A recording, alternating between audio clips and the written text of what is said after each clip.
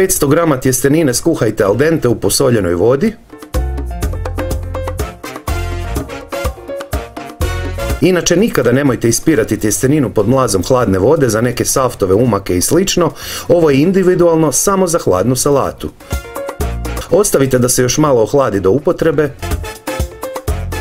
Samo 50 g luka, znači jedan manji ili polovica.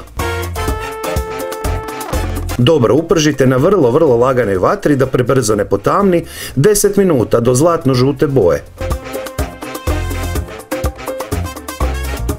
Spremite u hladnjak sve do upotrebe nešto kasnije. Jedan žumanjak, 20 g senfa, miksati minutu pa postepeno dodavati 2 decilitra, to je 200 ml suncokrtovog ulja.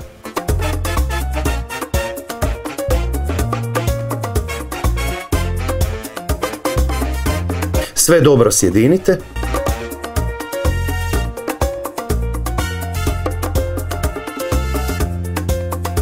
Vrlo malo crnog papra, opcionalno malo čilija za pikantnost ako volite, 5 g soli, 2 velike žlice jabučnog octa, onaj ohlađeni uprženi luk.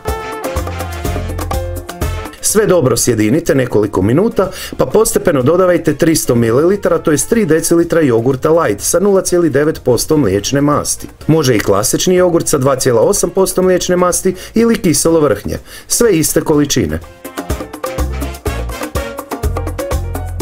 Umiješati ohlađenu tjesteninu.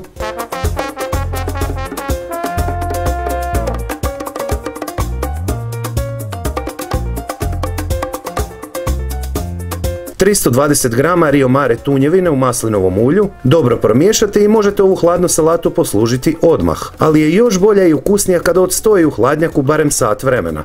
Ne trebate više ništa dodavati, već sada je savršenog okusa, ali po želji možete ukrasiti sa malo kukuruza šećerca, paprike, šeri rajčica, nekog finog, tvrdog, kvalitetnog sira i koja maslina. Ispod svakog mog videa je pisani recept na linku odmah niže u opisu.